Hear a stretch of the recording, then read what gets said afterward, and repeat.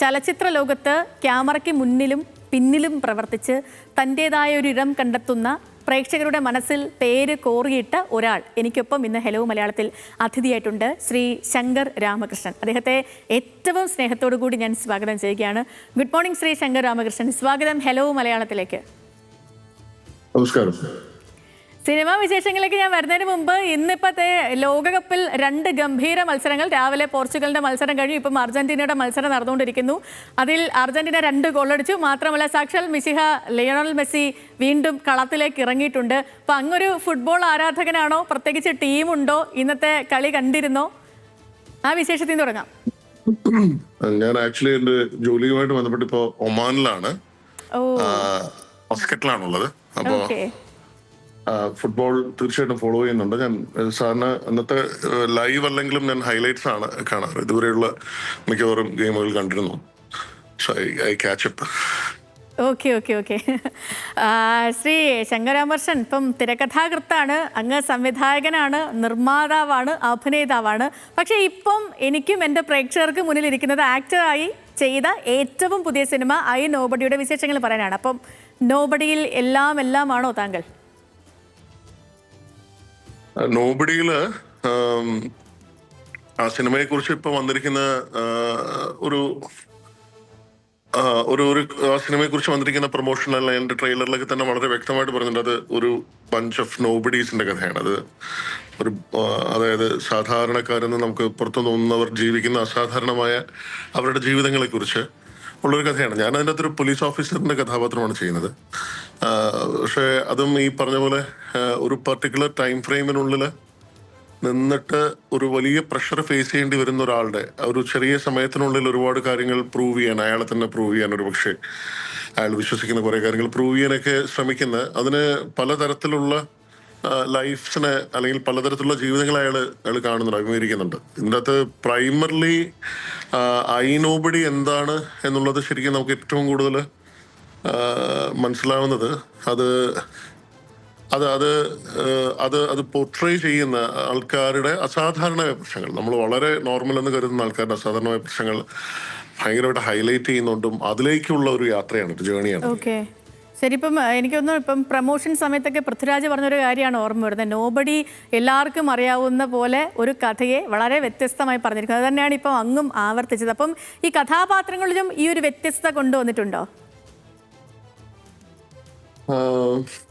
നമ്മൾ കണ്ടിട്ടില്ലാത്ത അല്ലെങ്കിൽ നമ്മൾ കണ്ടിട്ടില്ലാത്തൊരു ഫിലിം മേക്കിംഗ് ശൈലി ഇതിലുണ്ട്. അതായത് നമ്മളിപ്പോൾ നിങ്ങൾക്കറിയാം, നമുക്കറിയാവുന്ന പല കഥകളിൽ ഭയങ്കര വ്യത്യാസമോ അല്ലെങ്കിൽ ഒരു ഭയങ്കര ഡിഫറൻസോ എന്നുള്ളതിനെക്കാട്ടിയും കഥ പറയുന്ന ശൈലിയിൽ വരുന്ന വ്യത്യാസമാണ് ഒരു പക്ഷേ നമ്മൾ പ്രേക്ഷകരെ പലപ്പോഴും കഥയിൽ പിടിച്ചിരുത്തുന്നത്.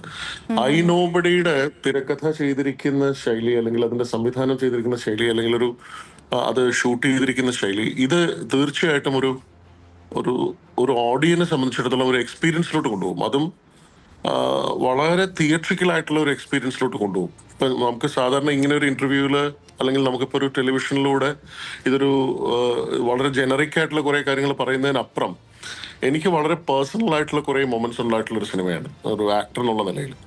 അതായത് നമ്മൾ സാധാരണ ഒരു സീനിൽ അഭിനയിക്കുമ്പോൾ ആ സീനിന്റെ ഒരു കൾമിനേഷൻ നമുക്ക് ചിലപ്പോൾ ആ ചുറ്റുപാടുള്ള ഒരു പശ്ചാത്തലത്തിൽ നിന്ന് തന്നെ കിട്ടും. പക്ഷെ ഇതിൻ്റെ അകത്ത് പല ലെയറിലുള്ള ഒരു കഥ പറച്ചിൽ രീതിയാണ്. അതായത് നമ്മളൊരു വലിയ ഫ്ലോയുടെ ഭാഗമാണ്. നമ്മളെല്ലാവരും തന്നെ ജീവിതത്തിൽ പല കഥകളുടെ ഒരു ഫ്ലോയുടെ ഭാഗമാണ്. അപ്പൊ ഈ സിനിമയും അങ്ങനെ ഒരു ഭയങ്കര രസകരമായിട്ട് ഒരേ സമയം തന്നെ മൾട്ടിപ്പിൾ ട്രാക്സിലൂടെ പോകുന്ന ഒരു ഭയങ്കര രസമുള്ളൊരു ശൈലിയുണ്ട് ഈ സിനിമ പറഞ്ഞിരിക്കുന്ന രീതിയിൽ. അതൊരിക്കലും നമുക്ക് ശരിക്കും അഭിനയിക്കുമ്പോൾ മനസ്സിലായിക്കോണം എന്നില്ല, അല്ലെങ്കിൽ നമുക്ക് അതിൻ്റെ പാർട്ടിസിപ്പേറ്റ് ചെയ്യുമ്പോൾ നമുക്ക് അതിലൊരു കൺട്രോളും ഇല്ല ആ കഥയിൽ. അത് ജീവിതത്തിൽ എങ്ങനെയാണോ അങ്ങനെ തന്നെയാണ്. നമുക്ക് യഥാർത്ഥത്തിൽ ഒരു വലിയ സ്കീം ഓഫ് കാര്യങ്ങളുടെ കാര്യത്തിൽ ഒരു കൺട്രോൾ ഇല്ല. അപ്പൊ ആ ചുഴിയിൽ, ആ ഒഴുക്കിൽ പെട്ടുപോകുന്ന നിസ്സഹായതയുണ്ട്. ആ നിസ്സഹായതയിൽ നിന്നാണ് ഒരു വഴി അതിലെ ആൾക്കാരെല്ലാവരും, എല്ലാ ക്യാരക്ടേഴ്സും കണ്ടെത്തുന്നത്. അപ്പൊ അതൊരു ഭയങ്കര പുതിയ സംഗതിയാണ്. അത് ശരിക്കും നമ്മളെല്ലാവരും ഒരു കുറച്ച് കഴിഞ്ഞ് അതിൻ്റെ ഒരു സീൻ എങ്ങനെയാണ് കട്ട് ചെയ്തിരിക്കുന്നത് അല്ലെങ്കിൽ അത് കാണുമ്പോഴാണ് മനസ്സിലാവുന്നത്. ശ്രീ ശങ്കർ രാമകൃഷ്ണൻ, ഇപ്പം പുതുതലമുറ സംവിധായകരുടെ നിരയിൽ മികച്ച ചിത്രങ്ങൾ സമ്മാനിച്ച ആൾ തന്നെയാണ് നിസാം ബഷീർ. പക്ഷെ അങ്ങേ സംബന്ധിച്ച് താരതമ്യേന ജൂനിയർ കൂടിയാണല്ലോ. അപ്പോൾ എങ്ങനെയായിരുന്നു ഈ നോബഡിയിലേക്കുള്ള എൻട്രി? ക്രൂവുമായി ചേർന്നുള്ള ഒരു ചിത്രീകരണ സമയമൊക്കെ അങ്ങക്ക് എങ്ങനെയായിരുന്നു? ചോദിച്ചു മേടിച്ച റോളാണ് അത്. നിസാമിന്റെ സിനിമയിൽ അഭിനയിക്കുക എന്നുള്ളത് മാത്രമല്ല, അത് പ്രൊഡ്യൂസ് ചെയ്തിരിക്കുന്നത് E4 എന്റർടൈൻമെന്റും പൃഥ്വിരാജ് പ്രൊഡക്ഷൻസും കൂടാണ്. അപ്പോ ഇതിനു മുമ്പുള്ള ഡിഫറെന്റ് ആയിട്ടുള്ള ഒരു വോയിസസ് ഉള്ള ആൾക്കാർ ചെയ്യുന്നു എന്നുള്ളത് മാത്രമല്ല, എനിക്ക് നിസാമിനെ കുറച്ച് നാളായിട്ട് നിസാമിന്റെ ഓഫ് സ്ക്രീൻ ആയിട്ടും I have seen his works. അപ്പം നമ്മൾ കാണുന്ന പല സിനിമകളിലും യഥാർത്ഥത്തിൽ ഐ നോബഡിയിലും ഒക്കെ ഒരു വലിയ കൂട്ടായ്മ അതിന്റെ പശ്ചാത്തലത്തിൽ വർക്ക് ചെയ്യുന്നുണ്ട്. നമ്മൾ കാണുന്ന ഇതിൽ പ്രൊജക്ട് ചെയ്യപ്പെടുന്ന അല്ലെങ്കിൽ ഒരു ഐക്കോണിക് ആയിട്ട് പ്രൊജക്ട് ചെയ്യപ്പെടുന്ന ചില പേരുകൾ മാത്രം. ഇപ്പൊ നിസാം തന്നെ ലോകയുടെയും ഭാഗമാണ്, നിസാം തന്നെ പല സിനിമകളുടെയും ഭാഗമാണ്. അപ്പൊ പലതരത്തിൽ നമ്മൾ മലയാളത്തിൽ കാണുന്ന സിനിമകളുടെ പിറകിൽ ഒരു സംഘം ആൾക്കാരുടെ, അത് നേരത്തെയും അങ്ങനെ തന്നെ ആയിരുന്നു, നമ്മൾ ഒരു സംഘം ആൾക്കാരുടെ ഒരു കൂട്ടായ പ്രവർത്തനമുണ്ട്. അതുകൊണ്ടാണ് മലയാള സിനിമ അത്രയും ഡിഫറെന്റ് ആവുന്നത്. അപ്പൊ അത് ഇതിപ്പോ സംവിധാനം ചെയ്തിരിക്കുന്ന നിസാമാണെങ്കിൽ അതിൻ്റെ അകത്തൊരു ഭയങ്കര കളക്റ്റീവ് എഫേർട്ട് ഉണ്ടായിരുന്നു. ആൻഡ് ആ വിഷൻ ഭയങ്കര ഡൈല്യൂട്ട് ചെയ്യാതിരിക്കാൻ അതിൽ ഓരോ ആക്ടേഴ്സും ടെക്നീഷ്യൻസും ശ്രമിച്ചിരുന്നു. ഇപ്പോൾ ദിനേഷ് എന്ന് പറയുന്ന തമിഴ്നാട്ടില് ഒക്കെ ഇതിനു മുമ്പ് ഒരുപാട് ലബ്ബർ പന്ത് പോലുള്ള സിനിമകൾക്ക് ഛായാഗ്രഹണം ചെയ്തിട്ടുള്ള ദിനേഷാണ് ഇതിന്റെ സിനിമാറ്റോഗ്രഫി. വളരെ സൈലന്റ് ആയിട്ടുള്ള ഒരു വർക്കിംഗ് സ്റ്റൈലാണ് ദിനേഷിൻ്റെത്. അതുപോലെ സമീറും വളരെ അൺഅസ്യൂമിങ് ആയിട്ടുള്ള ഒരു റൈറ്ററാണ്. അതായത് ഹീസ് നോട്ട് പേഴ്സണലി ലൗഡ് ആയിട്ടുള്ള ആൾക്കാരല്ല ഇവരാരും. നിസാം ആണെങ്കിലും ഒരു എക്സ്ട്രീംലി കോംപ്ലിക്കേറ്റഡ് ആയിട്ടുള്ള ഒരു സീക്വൻസ് ചെയ്യുമ്പോഴും ഭയങ്കര ശാന്തമായിട്ട് അതിനെ, അതായത് ഒരു സെറ്റിൽ ഒരു കയോസ് ഉള്ളൊരു സാധനമല്ല, ഇതെല്ലാം ആ സിനിമയിൽ റിഫ്ലക്ട് ചെയ്യും. അതായത് നമ്മളൊരു സിനിമയുടെ ഏറ്റവും ഇമ്പോർട്ടൻ്റ് ആയിട്ടുള്ള പിവറ്റൽ ആയിട്ടുള്ള സംഗതി ചെയ്യുമ്പോഴും നമ്മൾ ഭയങ്കര സ്ട്രെസ്ഡ് ഒന്നും അല്ലാതെ ചെയ്യാൻ പറ്റുന്ന ഒരു എൻവയോൺമെന്റ് ഒരുക്കാനും പ്രൊഡക്ഷൻ പ്ലാറ്റ്ഫോമിനെ പറ്റി. അപ്പൊ അതുകൊണ്ട് തന്നെ ഈ ഏകദേശം ഒരു വർഷം എക്സാക്ട്ലി ഇപ്പൊ നമ്മൾ ഈ സംസാരിക്കുന്നതിന് ഒരു വർഷം മുമ്പാണ് സിനിമയുടെ നിർമ്മാണ പ്രവർത്തനങ്ങൾ നടക്കുന്നത്. പല പല കാലഘട്ടങ്ങളിലൂടെ പല പല ഷെഡ്യൂളിലൂടെ അത് കംപ്ലീറ്റ് ചെയ്ത് നമ്മളിപ്പം ജൂലൈ 9 തിയേറ്ററുകളിൽ കാണാൻ പോവാണ്. അപ്പൊ അതിനകത്ത് വളരെ ഇന്റൻസ് ആയിട്ടുള്ള പെർഫോമൻസ്. എനിക്ക് കൂടുതലും സീക്വൻസസ് ഉള്ളത് പൃഥ്വി ചെയ്യുന്ന രാജീവൻ എന്നുള്ള ക്യാരക്ടറിനെ ഇൻട്രോഗേറ്റ് ചെയ്യുന്നതും പാർവതി ചെയ്യുന്ന കഥാപാത്രവുമായിട്ടാണ് എനിക്ക് കൂടുതലും ഇന്ററാക്ഷൻസ് ഉള്ളത്. അപ്പൊ ഇവർ രണ്ടുപേരും ഇതിനു മുമ്പ് രണ്ടുപേരും പേഴ്സണലി തന്നെ ഇതിനു മുമ്പ് ഞാൻ വർക്ക് ചെയ്തിട്ടുള്ള ആക്ടേഴ്സ് ആണ്. പക്ഷെ അവർ രണ്ടുപേരും വളരെ ഡിഫറെന്റ് ആയിട്ടുള്ള, അതായത് ഒരു പക്ഷേ പൃഥ്വിയായിട്ടുള്ള സീൻസ് ചെയ്യുമ്പോൾ ആദ്യമായിട്ടാണ് ഒരു പക്ഷെ ഞാനും പൃഥ്വിയുടെ സ്ക്രീൻ ഷെയർ ചെയ്യുന്നത്. പാർവതിയായിട്ടും ഞാൻ ആദ്യമായിട്ടാണ് സ്ക്രീൻ ഷെയർ ചെയ്യുന്നത്. ഇതിനു മുമ്പ് ഞാൻ എഴുതിയ സിനിമയിൽ ഇവർ രണ്ടുപേരും അഭിനയിച്ചിട്ടുണ്ട്. പല പല ശ്രീ ശങ്കർ രാമകൃഷ്ണൻ ഇപ്പൊ പൃഥ്വിരാജിന്റെ കാര്യം പറഞ്ഞതുകൊണ്ട് ഞാൻ ഇടയ്ക്കേറെന്ന് ചോദിച്ചാണ്. കാരണം ഈ ഒരു കോംബോയിലേക്ക് വരുമ്പോഴേ പൃഥ്വിരാജ്, ശങ്കർ രാമകൃഷ്ണൻ രണ്ടുപേർക്കും ഇടയിൽ പല കോമ്പിനേഷനും വർക്ക് ചെയ്തിട്ടുണ്ട്. ഇപ്പം director, actor, producer, writer, actor. അപ്പോൾ ഇപ്പോൾ രണ്ടുപേരും മുഖാമുഖം വരികയാണ്. അപ്പോൾ അതുകൊണ്ട് തന്നെ ആ ഒരു ഫേസ് എങ്ങനെയുണ്ടായി? സാധാരണ ഓൺ സ്ക്രീൻ വരുമ്പോൾ അതിൻ്റെ അകത്തുനിന്ന് എങ്ങനെയാണ് കെമിസ്ട്രി വരേണ്ടതെന്നുള്ളത് അതിനെക്കുറിച്ച് ഞാൻ ആലോചിച്ചിട്ടേ ഇല്ല. ശരിക്കും നമ്മളൊരു അത് നിസാം ബഷീർ എന്നുള്ളൊരു ഡയറക്ടർ സീനിൽ പ്രസന്റ് ആയിരിക്കുമ്പോൾ അത് അദ്ദേഹത്തിന് വേണ്ട, എനിക്ക് അതിനകത്ത് ആകെയുള്ളൊരു സിറ്റുവേഷൻ ഒരു തേർഡ് ടേക്ക്, ഫോർത്ത് ടേക്ക് ഒക്കെ പോകുന്നത് വരെ അതായത് പൃഥ്വിരാജൻ എന്ന് പറയുന്ന ഒരു ആക്ടറിന്റെ ഒരു ഓഫ് സ്ക്രീൻ ഇമേജിനെ മാറ്റി രാജീവിലേക്ക് കൊണ്ടുവരാൻ വേണ്ടിയിട്ട് നിസാം എടുക്കുന്ന ഒരു കോൺസ്റ്റന്റ് ആയിട്ടുള്ള ഒരു എഫേർട്ട് നമുക്ക് കാണാൻ പറ്റി. പിന്നെ അതിൻ്റെ അകത്ത് ഭയങ്കര വലിയ ഡയലോഗുകളോ അല്ലെങ്കിൽ ഭയങ്കര ആലങ്കാരികമായിട്ടുള്ള വളരെ ലിറ്ററൽ ആയിട്ടുള്ളൊരു ഭാഷയൊന്നുമില്ല. വളരെ നോർമലായിട്ട് ആൾക്കാർ സംസാരിക്കുന്ന പോലത്തെ സംഗതികളിൽ വച്ചിട്ടാണ് അദ്ദേഹം ഡ്രാമ ഉണ്ടാക്കിയിരിക്കുന്നത്. അപ്പോൾ അത് പാർവതിയുടെ ആണെങ്കിലും കുറേയൊക്കെ നമ്മൾ പറയുന്നതിനൊക്കെ എക്സ്പ്രസ് ചെയ്യുന്നതിനെക്കാട്ടിയും ഒരു ഇൻ ബിറ്റ്വീൻ അവർ അനുഭവിക്കുന്ന ഒരു പ്രഷറുണ്ട്. അവരുടെ ദാമ്പത്യത്തിന്റെ ഇടയിൽ സംഭവിക്കുന്ന ഒരു ഭയങ്കര ബ്യൂട്ടിഫുൾ ആയിട്ടുള്ള ഒരു ഫാമിലി സ്റ്റോറി കൂടെ ഇതിൻ്റെ അകത്തുണ്ട്. ഇതിന്റെ ഒരു ത്രില്ലിംഗ് എലമെന്റിന്റെ ഒക്കെ അപ്പുറത്തേക്ക്. അപ്പൊ അത് നേരിട്ട് വിറ്റ്നസ് ചെയ്യുന്ന ഒരു ഓഫീസറാണ്. സോ അപ്പം അയാൾക്ക് അയാളുടേതായ അജണ്ടാസ് ഉണ്ട്. കുറച്ച് ഗ്രേ ഷെയ്ഡുള്ള ക്യാരക്ടറാണ്. പക്ഷെ അത് എല്ലാവരും ഇതിൽ അങ്ങനത്തെ ഒരു ആ ഒരു ഡെഫിനേഷനിൽ വരുന്നതാണ്. മിക്കവാറും എല്ലാവരും ഗ്രേ ആണ് അതിൻ്റെ അകത്ത്. എല്ലാവരിലും ഉണ്ട് ഒരു ഗ്രേ. അപ്പൊ നമ്മൾ ഈ സത്യത്തിനും കള്ളത്തിനും ഒക്കെ നിൽക്കുന്ന പോലത്തെ അത്തരം ഭയങ്കര രസങ്ങളുള്ള, അതായത് നമ്മളെ നിത്യജീവിതത്തിൽ കാണുന്ന ചില സിറ്റുവേഷൻസ് ഉണ്ടല്ലോ. നമുക്ക് ചിലപ്പോൾ കള്ളം പറയേണ്ടി വരിക, അല്ലെങ്കിൽ കള്ളം പറയുന്നതിനെ ജസ്റ്റിഫൈ ചെയ്യേണ്ടി വരിക. ഒരു പോലീസ് ഇന്ററോഗേഷൻ ശരിക്കും നമ്മള് പുറത്തു നിന്ന് നമ്മൾ ആ ഇൻട്രോഗേഷനെ കാണുന്നതിനെക്കാട്ടിയും ഭയങ്കര സ്മൂത്ത് ആയിട്ട് പോവുകയും പക്ഷെ അതേസമയം വളരെ ഇൻസസീവ് ആയിട്ട് നമ്മൾ ഭയങ്കര ട്രോമാറ്റൈസ് ചെയ്യുകയും ചെയ്യുന്ന ഒരു എക്സ്പീരിയൻസ് ആണ് ഒരു പോലീസ് ഇൻട്രോഗേഷൻ എന്ന് പറയുന്നത്. അപ്പൊ അതൊക്കെ ഭയങ്കര രസമായിട്ട് കൊണ്ടുവരാൻ എനിക്ക് തോന്നുന്ന ഫിലിം മേക്കേഴ്സിനും ആക്ടേഴ്സിനും മാക്സിമം സ്പേസ് അവർ തന്നു എന്നുള്ളതാണ്. അതിൻ്റെ ഒരു പ്രൊഡക്ഷൻ പ്രൊസീജിയറിലും ഒക്കെ എല്ലാവർക്കും ആ പടത്തിലൊരു ഭയങ്കര കോൺഫിഡൻസ് ഉണ്ടായിരുന്നു. ആ കോൺഫിഡൻസ് ഇപ്പൊ റിഫ്ലക്ട് ചെയ്യുന്നുണ്ട് അതിന്റെ. കാരണം ഈ ഒരു വർഷത്തിനിടയിൽ ഞാൻ പലപ്പോഴും ഏത് സിനിമയാണ് നമ്മൾ ചെയ്യുന്നത്, ഐ നോബഡി എന്ന് പറയുമ്പോൾ ആൾക്കാർക്ക് അത്ര അറിഞ്ഞുകൂടായിരുന്നു. ഒരു പക്ഷെ ഇപ്പം എടുത്ത് ചോദിക്കുമ്പോൾ ഐ നോബഡി എന്നുള്ള സിനിമയ്ക്ക് കുറേയും കൂടെയൊക്കെ വിസിബിലിറ്റി കൊണ്ടുവരാൻ പറ്റിയിട്ടുണ്ട്. So that expectation that this will be a different film and this will be the extraordinary life of ordinary people എന്നുള്ളത് ഭയങ്കരമായിട്ട് നമുക്ക് ഒരു പക്ഷേ സിനിമ റിലീസാവുന്ന ദിവസങ്ങളിൽ നമുക്ക് വീണ്ടും കേൾക്കാൻ പറ്റും. ഓക്കെ, ശ്രീ ശങ്കരാമർഷൻ, ഇപ്പം കേരള കഫേയിലെ ഐലൻഡ് എക്സ്പ്രസ് മുതലാണല്ലോ ശരിക്കും നിങ്ങൾക്ക് രണ്ടുപേരുടെ ഇടയിലെ ഒരു സൗഹൃദം തുടങ്ങുന്നത്. അപ്പം അതോ അതിനു മുൻപ് ഉണ്ടായിരുന്നു അറിയില്ല, ഞാൻ പറയുകയാണ്. ഇപ്പം സിനിമയിലെ പല സാധ്യതകളും അതിനുശേഷം നിങ്ങൾ രണ്ടുപേരും ഒരുമിച്ച് തേടുമായിരുന്നോ? ഞാൻ ഉദ്ദേശിച്ചത് ഈ ഓഗസ്റ്റ് സിനിമയുടെ പിറവി അടക്കമാണ്. ഓക്കെ. അല്ല, ആ ഹിസ്റ്ററിക്ക് കേരള കഫയിലാണ് ഞങ്ങൾ ഒരുമിച്ച് വർക്ക് ചെയ്യുന്നതെങ്കിൽ അതിനു മുമ്പ് അതായത് നന്ദനത്തിന്റെ ഒരു പോസ്റ്റ് പ്രൊഡക്ഷൻ സമയം മുതൽ എനിക്ക് അദ്ദേഹത്തെ അറിയാം. അതല്ലാതെ തന്നെ ഒരു തിരക്കഥ എന്നുള്ള സിനിമയിൽ അതിനു മുമ്പ് ഞാൻ അസോസിയേറ്റ് ഡയറക്ടറായിട്ട് വർക്ക് ചെയ്തിട്ടുണ്ട്, അതിൽ അദ്ദേഹം ഉണ്ടായിരുന്നു. അതല്ലാതെ അതിന്റെ നമ്മൾ ഒരുമിച്ച് നേരിട്ട് വർക്ക് ചെയ്തിട്ടില്ലെങ്കിലും പാരലി പല പല പ്രൊജക്ടുകളും ഞങ്ങൾ സംസാരിച്ചിരുന്നു. കേരള കഫയിലാണത് എന്താണ് നമുക്ക് സാക്ഷാത്കരിച്ചതെന്ന് വെച്ചാൽ കേരള കഫയിലാണ് അങ്ങനെ ഒരു യൂണിയൻ പോസിബിൾ ആയത്. നമുക്ക് അങ്ങനെ ഒരു സിനിമ മലയാളത്തിൽ വന്നിട്ടില്ലാത്തതുകൊണ്ട് ഈ ബിക്കേം പാർട്ട് ഓഫ്. അത് കഴിഞ്ഞിട്ട് ഉറുമി എന്നുള്ള സിനിമ പോസിബിൾ ആവുന്നതിന്റെ റീസൺ ഒരു സിനിമ, ഒരു ഇമ്പോസിബിൾ സിനിമ പോസിബിൾ ആക്കാൻ വേണ്ടിയിട്ട് ഒരു സ്റ്റാർ അല്ലെങ്കിൽ ഒരു ആക്ടർ എടുത്തൊരു ഇമ്മൻസ് എഫേർട്ടിന്റെ റിസൾട്ട് ആണ് ശ്രീ സന്തോഷ് ശിവനെ പോലെയും ഷാജി നടേശനെ പോലെയൊക്കെയുള്ള ഒരു ആൾക്കാരെ എന്നിട്ട് കൊണ്ടുവന്നൊരു ഓഗസ്റ്റ് സിനിമ ഉണ്ടാക്കിയതും ഉറുമി പോലൊരു സിനിമ ചെയ്യാനായിട്ട് അന്ന് എനിക്ക് തോന്നുന്നത് അത് അന്നത്തെ ഒരു ഭയങ്കര എഫേർട്ടിന്റെ ഭാഗമാണ്. പക്ഷെ ഇന്നിപ്പോ നമ്മൾ മലയാളത്തിൽ നിൽക്കുമ്പോൾ നമുക്ക് മലയാളത്തിൽ അത്തരം ഇമ്പോസിബിൾ സിനിമകൾ ഉണ്ടാക്കാനുള്ള കൂട്ടായ്മകളുടെ എണ്ണം കൂടുന്നതായിട്ട് നമുക്ക് കാണാം. So I think it triggered അങ്ങനെ വരാൻ ഒരു കളക്ടീവ്സിന് വരാൻ. ശരിക്കും ഞാൻ അടുത്ത ചോദ്യം ഉറുമിയുമായിട്ട് ബന്ധപ്പെട്ട് തന്നെ ചോദിക്കണമെന്ന് വിചാരിച്ചാണ്. കാരണം ഇപ്പൊ നമ്മൾ ഈ ബാഹുബലിയെ കുറിച്ച് പറയുന്നു, കാന്താരയെ കുറിച്ച് പറയുന്നു, KGF-നെ കുറിച്ച് പറയുന്നു. ഇതൊക്കെ പാൻ ഇന്ത്യൻ സിനിമകളാണ്. അതേക്കുറിച്ചൊക്കെ നമ്മൾ ആഴത്തിൽ സംസാരിക്കുന്നു. സത്യത്തിൽ ആ ശ്രേണിയിലേക്ക് ചേർത്ത് വയ്ക്കാവുന്നതും ഒരുപക്ഷെ നമ്മുടെ മലയാളത്തിൽ നിന്ന് ഏറ്റവും ആദ്യത്തേതും പ്രധാനപ്പെട്ടതുമായ സിനിമയായിരുന്നില്ലേ ഉറുമി? അപ്പം അക്കാലത്ത് പാൻ ഇന്ത്യൻ ആക്ടേഴ്സിനെ കൊണ്ടുവന്ന വലിയൊരു ക്യാൻവാസ് എടുത്ത സിനിമയായിരുന്നു.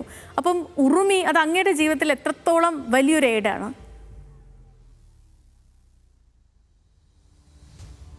അങ്ങനെ ഉറുമി ഒരു വലിയ നമ്മുടെ സിനിമാറ്റിക് ആയിട്ടുള്ള ഒരു ലെജസിയുടെ തുടർച്ചയാണ്. ഉറുമി അതൊരു പുതിയ സെറ്റ് ഓഫ് ആക്ടേഴ്സിനെ വെച്ച് ചെയ്തു എന്നുള്ളേ ഉള്ളൂ. മലയാളത്തിൽ വലിയ ചിത്രങ്ങളും വലിയ തരം കളക്റ്റീവുകളും അല്ലെങ്കിൽ അത്തരം കളക്റ്റീവ് മൂവ്മെന്റ്സും ഉണ്ടായിട്ടുണ്ട്. അതൊരു പുതിയ ആക്ടർ അയാൾക്ക് വേണ്ടിയിട്ട് ഒരു പുതിയ വഴി തുറക്കാൻ വേണ്ടി ശ്രമിക്കുന്നതിന്റെ ഇതായിരുന്നു. അതിനുശേഷം ഇപ്പൊ എത്രയോ സിനിമകളിൽ അദ്ദേഹം ഇപ്പോഴും അഭിനയിച്ചുകൊണ്ടിരിക്കുന്നു. ഈ SS രാജമൗലിയുടേതടക്കം, പ്രശാന്ത് നീലിന്റേതടക്കം, മേഘ്ന ഗുൽസാറിന്റേതടക്കം ഒരുപാട് സിനിമകളിൽ ഇപ്പൊ പൃഥ്വി ഒരേ സമയം നമുക്കിപ്പോ മലയാളത്തിലേക്ക് ധർമ്മ പ്രൊഡക്ഷൻസ് വരുന്നു. അങ്ങനെ ഒരുപാട് കാര്യങ്ങൾ അദ്ദേഹം ചെയ്യുന്നുണ്ട്. സിമിലർലി നമുക്കിപ്പോൾ മലയാളത്തിൽ എടുത്തു പറയാനുള്ള മറ്റ് ആക്ടേഴ്സും, അത് ശ്രീ കുഞ്ചാക്കോ ബോബനാവട്ടെ, അല്ലെങ്കിൽ ഫഹദ് ഫാസിലാവട്ടെ, അല്ലെങ്കിൽ ജോജു ജോർജ് ആവട്ടെ, നിവിൻ പോളി ആവട്ടെ, നമുക്ക് തന്നെ ഇപ്പോൾ ഏറ്റവും കൂടുതൽ മിസ് ചെയ്യുന്ന ദുൽഖർ സൽമാൻ ആവട്ടെ, ഇവരെല്ലാവരും തന്നെ ഇന്ത്യയിൽ ഏറ്റവും അറിയപ്പെടുന്ന വലിയ പ്രൊഡക്ഷൻ ഹൗസുകളുടെയും വലിയ ഫിലിം മേക്കേഴ്സിന്റെയും ഭാഗമാകാനായിട്ട് ഒരു ട്രെൻഡ് സെറ്റിംഗ് അല്ലെങ്കിൽ അങ്ങനത്തെ ഒരു ബെഞ്ച് മാർക്കിംഗ് ആയിട്ടുള്ള ഒരു വലിയ സിനിമകളുടെ ഭാഗമാകാനായിട്ടുള്ള ഒരു ട്രിഗർ പോയിന്റ് ഉറുമി ആണ് എന്നുള്ളത്, അല്ലെങ്കിൽ ഉറുമി അങ്ങനെ ഒരു സ്പേസിലോട്ട് ആൾക്കാരെ കൊണ്ടുപോകാനായിട്ട് ഇൻസ്പയർ ചെയ്യുന്നുള്ളത് അവരുമായിട്ട് ഇന്ററാക്ട് ചെയ്യുന്നതെന്ന് എനിക്ക് മനസ്സിലായിട്ടുണ്ട്. ആ അർത്ഥത്തിൽ ഉറുമി എന്റെ ജീവിതത്തിൽ എനിക്കൊരു ഭയങ്കര ഇമ്പോർട്ടൻ്റ്, അതൊരു പേഴ്സണൽ കാര്യമല്ല. ഞാൻ I hope you understand and translate this in the same way that I think. അതായത് ഇത് ഉറുമി എന്നെ സംബന്ധിച്ചിടത്തോളം ഒരു പേഴ്സണൽ ആയിട്ടുള്ള അച്ചീവ്മെന്റ് അല്ല. അത് നമ്മൾ വർക്ക് ചെയ്യുന്ന ഒരു ഇൻഡസ്ട്രിയെ വേറൊരു തരത്തിലേക്ക് ഡൈവേർജ് ചെയ്യാനും ട്രാൻസ്ഗ്രസ് ചെയ്യാനും സംഭവിച്ചത്. വലിയ സിനിമയാവട്ടെ ചെറിയ cinema, it doesn't matter, the budget doesn't matter. പക്ഷെ സിനിമ എന്നുള്ള നിലയിൽ അത് ഡെഫിനറ്റ്ലി ഒരു ബെഞ്ച് മാർക്കിംഗ് കൊണ്ടുവന്നിട്ടുണ്ട്. അതിനെക്കാട്ടിയും വലിയ ബെഞ്ച് മാർക്കുകളും ഉണ്ടായിട്ടുണ്ട് മലയാള സിനിമയിൽ, ഇപ്പോൾ ഉണ്ടായിക്കൊണ്ടിരിക്കുന്നുണ്ട്. So that way it is nice to be part of a movement. And നമുക്കത് കണ്ടിന്യൂ ചെയ്യാനുള്ള ഒരു വലിയ ഇൻസ്പിറേഷൻ ഉണ്ട് അതിനെക്കുറിച്ചുള്ള ആലോചനകൾ.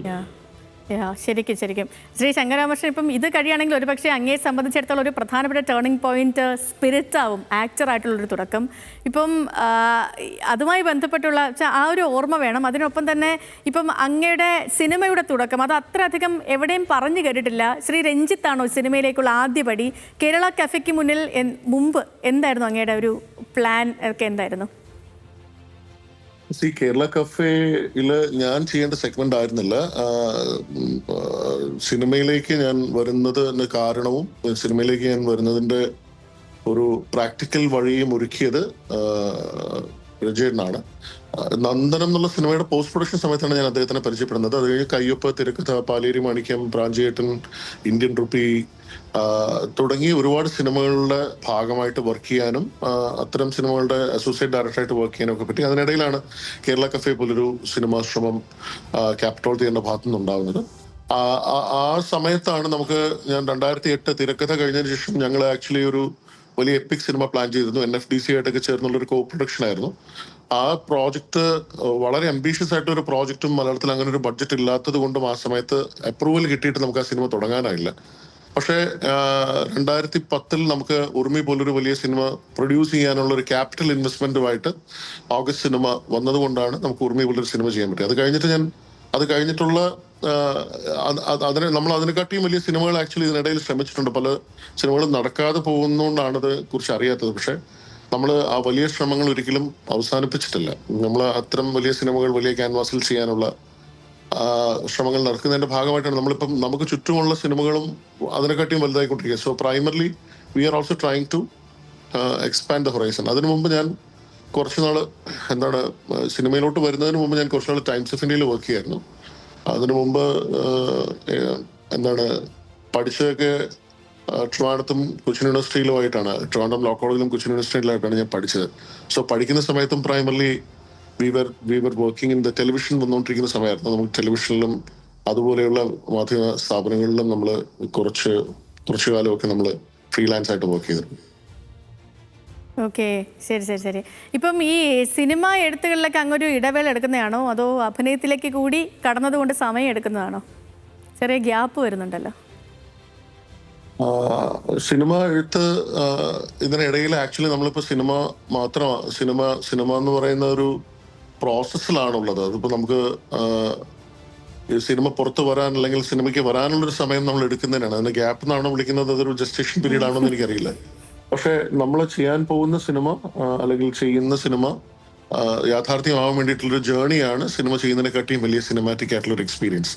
സിനിമ ചെയ്യുന്നത് വളരെ കുറഞ്ഞ ഒരു സമയത്ത് നമുക്ക് തിയേറ്ററിലേക്ക് എത്തിക്കാൻ പറ്റും. പക്ഷെ ഒരു ഇൻഡിപെൻഡന്റ് സിനിമ ഉണ്ടാക്കുക അല്ലെങ്കിൽ ആ സിനിമ പ്രൊഡ്യൂസ് ചെയ്യപ്പെടുക എന്ന് പറയുന്ന പീരീഡിനാണ്. അതിന് വലിയൊരു സംവിധാനമൊന്നും എൻ്റെ കയ്യിലില്ല. എൻ്റെ കയ്യിലുള്ള വളരെ ലിമിറ്റഡ് ആയിട്ടുള്ള റിസോഴ്സസ് വെച്ചുകൊണ്ടാണ് ഞാൻ എൻ്റെ സിനിമകൾക്ക് വേണ്ടി ശ്രമിക്കുന്നത്. അതിനുവേണ്ടി ഞാൻ എടുക്കുന്നത് വളരെ സ്വാഭാവികമായിട്ടുള്ള ഒരു ടൈം ഗ്യാപ്പാണ്. ഞാനങ്ങനെ കൺസിസ്റ്റന്റ് ആയിട്ട് ഇത് എനിക്ക് ഭയങ്കര കൺവിൻസ്ഡ് ആവുന്ന സമയത്ത് മാത്രം സിനിമയിലോട്ട് വരുവാണ്, അല്ലെങ്കിൽ ചെയ്യുവാണ്. ശ്രീ ശങ്കരരാമകൃഷ്ണൻ, ഇപ്പം 18ാം പടിയെ പറ്റി പരാമർശിക്കാതെ അങ്ങുമായി സംസാരിക്കുമ്പോൾ പോകാൻ പറ്റില്ല. കാരണം അതൊരു വലിയ അറ്റംപ്റ്റ് ആയിരുന്നു, അത്രയധികം കാസ്റ്റ് ആൻഡ് ക്രൂ. അപ്പം 18ാം പടി അനുഭവം എങ്ങനെയായിരുന്നു? 18ാം പടി ഒരു സീറോ ബഡ്ജറ്റ് സിനിമയായിട്ടാണ് തുടങ്ങിയത്. നമ്മള് കുറെ ആൾക്കാര് ഒരുമിച്ച് കൂടുകയും അതായത് വളരെ സാമ്പത്തികമായിട്ട് മുന്നോട്ട് നിൽക്കുന്ന ആൾക്കാരുടെ വീട്ടിൽ നിന്ന് മാത്രമല്ല, വളരെ നോർമൽ ആയിട്ടുള്ള പശ്ചാത്തലങ്ങളിൽ നിന്നുള്ള വീടുകളിലും അഭിനേതാക്കളുണ്ട് എന്നുള്ള ഒരു തിരിച്ചറിവിൽ നിന്നും അവർക്ക് വേണ്ടിയിട്ടുള്ള ഒരു ട്രെയിനിങ് ക്യാമ്പുകൾ അന്ന് ഇല്ലാതിരുന്നൊരു സമയത്ത് നമുക്ക് ആക്ഷന് വേണ്ടിയിട്ടാണെങ്കിലും ആക്ടിങ്ങിന് വേണ്ടിയിട്ടാണെങ്കിലും അത്തരം ക്യാമ്പുകൾ സംഘടിപ്പിക്കുകയും അതിൽ നിന്ന് വരുന്ന കുട്ടികളെ വെച്ച് ഒരു സിനിമ ചെയ്യുകയും ചെയ്യുന്നുള്ളതാണ് ആ സിനിമ കൊണ്ടുണ്ടായ ഏറ്റവും വലിയ കാര്യം. അതിന്ന് മലയാള സിനിമയിൽ വളരെ പോസിറ്റീവായിട്ട് നിൽക്കുന്ന പല ആക്ടേഴ്സിനെയും സമ്മാനിക്കാൻ, അല്ലെങ്കിൽ അവര് ഇപ്പൊ സന്ദീപ് പ്രദീപിനെ പോലെ, അശ്വത്തിനെ പോലെ, അല്ലെങ്കിൽ ആർഷയെ പോലെ, ചന്തുനാഥനെ പോലെ, അംബിയെ പോലെയൊക്കെയുള്ള ഒരുപാട് ആക്ടേഴ്സിനെ സൃഷ്ടിക്കാൻ സിനിമയ്ക്ക് പറ്റി. ആ സിനിമയിൽ നിന്ന് ഒരു നാഷണലി റിനൗണ്ട് ആയിട്ടുള്ള ഒരു സിനിമാറ്റോഗ്രാഫറിനെ, സുദീപ് ഇളപ്പൻ എന്ന് പറഞ്ഞൊരു സിനിമാറ്റോഗ്രാഫർ ഉണ്ടായി. അപ്പോ എന്നെ സംബന്ധിച്ചിടത്തോളം ആ സിനിമ ഒരു ബഞ്ച് ഓഫ്, എഗെയിൻ ഈ പറഞ്ഞ പോലെ നമ്മൾ ഇന്നിപ്പോ സംസാരിക്കുന്ന സിനിമയെ കുറിച്ച് പറഞ്ഞ ഒരു ബഞ്ച് ഓഫ് നോബഡീസ് ഉണ്ടാക്കിയ സിനിമയാണ്. അവര് ഒരുമിച്ച് വരാനും അങ്ങനെ ഒരു കളം ഉണ്ടാക്കാനും ഓഗസ്റ്റ് സിനിമയിലെ ഷാജി നടേശന്റെ ഇനിഷ്യേറ്റീവും ഭയങ്കര പോസിറ്റീവ് ആയിരുന്നു. കാരണം അത് ആ സമയത്ത് അത് 18-ാം പടി ഇമ്പോസിബിൾ സിനിമയാണ് ആ അർത്ഥത്തിൽ. കാരണം നമുക്ക് ഒരിക്കലും പെർമിഷൻ കിട്ടാത്ത സ്ഥലങ്ങളിൽ ഷൂട്ട് ചെയ്യുക, മോഡൽ സ്കൂൾ പോലുള്ള ഹെറിറ്റേജ് ലെഗസിയുള്ള സ്ഥാപനങ്ങളിൽ ഷൂട്ട് ചെയ്യുക, ക്രൈസ്റ്റ് നഗർ പോലെയുള്ള ഒരു സ്കൂളിൻ്റെ അകത്ത് ആ ഒരു ഫുൾ പെർമിഷനിൽ നമുക്ക് ഷൂട്ട് ചെയ്യുക, അവിടുത്തെ 10,000-3000 കുട്ടികൾ അഭിനയിക്കുക, ഡെയിലി നമുക്കൊരു 10-25-30 ദിവസം അത്രയും കുട്ടികളുമായിട്ട് ഇന്ററാക്ട് ചെയ്യാൻ പറ്റുക. സോ അപ്പൊ അതൊരു സിനിമ എന്നുള്ളതിലുപരി ബേസിക്കലി അതിൻ്റെ അകത്തും ഈ പറഞ്ഞ പോലെ സിനിമയ്ക്ക് അതീതമായിട്ടുള്ള ഒരു എപ്പിക് സ്വഭാവം ഉണ്ടായിരുന്നു. ഈവൻ ദോ നമുക്ക് സ്കൂളുകൾക്കകത്ത് നമുക്ക് ഇന്ന് നിങ്ങൾക്ക് അവൈലബിൾ ആണ്, നിങ്ങളൊരു സ്കൂളിലോട്ട് പോയാൽ ആ സ്കൂളിന്റെ ഉപരിതലത്തിൽ കാണുന്നതല്ലാത്ത ഒരു ഒരു ഒരു രണ്ടാമത്തെ വേൾഡ്, അതായത് നമ്മളിപ്പോൾ അതിനു വേണ്ടി ബോംബെയിലോ ഹൈദരാബാദിലോ മംഗലാപുരത്തോ ആംസ്റ്റർഡാമിലോ ഒന്നും പോകേണ്ട ഒരു അണ്ടർവേൾഡ് കാണാൻ. നമ്മളൊരു സാധാരണ സ്കൂളിൽ പോയി കഴിഞ്ഞു കഴിഞ്ഞാൽ നമുക്ക് ആ സ്കൂളിന്റെ അകത്ത് നമുക്ക് അതിന്റെ അധോ തലങ്ങൾ കാണാൻ പറ്റും. അപ്പൊ ആ അങ്ങോട്ടുള്ള ഒരു ജേണി, അല്ലെങ്കിൽ അവിടെയുള്ള കുട്ടികൾ, അതിപ്പോ ഇന്ന് പെട്ടെന്ന് ഒരു ദിവസം ഉണ്ടായൊന്നുമല്ല, എല്ലാ കാലവും സ്കൂളിന്റെ അകത്ത് ഒരു പവർ പൊളിറ്റിക്സ് ഉണ്ടായിരുന്നു. ആ പവർ പൊളിറ്റിക്സിലോട്ട് പോവാനും അല്ലെങ്കിൽ അങ്ങനത്തെ ഒരു വളരെ ഫിസിക്കൽ ആയിട്ടുള്ള ഒരു വേൾഡിന്റെ അകത്ത് ഹൗ പീപ്പിൾ സർവൈവ്, യഥാർത്ഥ ലേണിംഗ് നടക്കുന്നത് എവിടെയാണ്, നിങ്ങൾ പഠിച്ച നിങ്ങളുടെ എല്ലാ വിദ്യകളും നിങ്ങൾ സ്കൂളിൽ നിന്നും കോളേജിൽ നിന്നും യൂണിവേഴ്സിറ്റിയിൽ നിന്നുമാണോ പഠിച്ചത്, അതോ നിങ്ങൾ തെരുവിൽ നിന്നാണോ പഠിച്ചത്, അല്ലെങ്കിൽ നിങ്ങളുടെ അനുഭവങ്ങളിൽ നിന്നാണോ നിങ്ങൾ പഠിച്ചത് എന്ന് എക്സ്പ്ലോർ ചെയ്യുന്ന ഒരു സിനിമയായിരുന്നു. സോ ഇറ്റ് വാസ് അത് ഉണ്ടാക്കുന്ന സമയത്ത് അതിൻ്റെ അകത്ത് ഒരു താരം പോലും നമ്മൾ ആക്ച്വലി ഉണ്ടായിരുന്നില്ല. അതിൻ്റെ ഒരു പ്രൊഡക്ഷൻ ഒരു ഘട്ടത്തിന് ശേഷം ആ സിനിമയിലേക്ക് നമ്മൾ മറ്റുള്ളവരെ ഇൻവൈറ്റ് ചെയ്തത് ആ സിനിമയ്ക്ക് ഒരു വിസിബിലിറ്റി ഉണ്ടാവാനും ആ സിനിമ ഈ പറഞ്ഞ പോലെ നമുക്ക് ഇന്നിപ്പോൾ ഇരുന്ന് ചർച്ച ചെയ്യാനും ഒക്കെ പറ്റുന്നത് അതിലേക്ക് അതിൻ്റെ അകത്ത് ക്യാമിയോ വേഷങ്ങൾ ചെയ്ത വലിയ താരങ്ങൾ ആ സിനിമയോട് കാണിച്ച വളരെ അനുഭാവപൂർണമായ ഒരു ആറ്റിറ്റ്യൂഡാണ് ആ സിനിമ ഒരു പക്ഷേ അങ്ങനെ ഒരു വിസിബിലിറ്റിയിലോട്ട് അന്ന് നമുക്ക് കൊണ്ടുവരാൻ പറ്റും. നിശ്ചയമായും സിനിമ അടിപൊളിയാണ്. മാത്രമല്ല അതിലെ പാട്ടുകൾ അതിഗംഭീരമായിരുന്നു. 18-ാം പടിയിലെ എല്ലാ പാട്ടുകളും ഭയങ്കര രസമുള്ള പാട്ടുകളുമായിരുന്നു. ശ്രീ ശങ്കരാമർഷൻ, ചോദിക്കാനാണെങ്കിൽ ഇനിയും ഒരുപാട് ചോദ്യങ്ങൾ ബാക്കിയാണ്, പക്ഷേ സമയപരിമിതി കൊണ്ട് മാത്രമാണ്. അപ്പം ഞങ്ങൾക്കൊപ്പം ജോയിൻ ചെയ്തതിന് ഒരുപാട് സന്തോഷം. അതിനോപടിക്ക് എല്ലാവിധ ആശംസകളും. അത് കാണാനുള്ള വെയിറ്റിങ്ങിലാണ് ഞങ്ങളൊക്കെയും. അങ്ങേക്ക് ഇന്ന് നല്ലൊരു ദിവസം കൂടി ആവട്ടെ. നന്ദി. തിരിച്ചു ഈ പ്ലാറ്റ്ഫോമിലേക്ക് എന്നെ ക്ഷണിച്ചതിനും ഇതിന്റെ ഭാഗമാക്കിയതിനും നന്ദി. ഓക്കെ, ഒരുപാട് സന്തോഷം.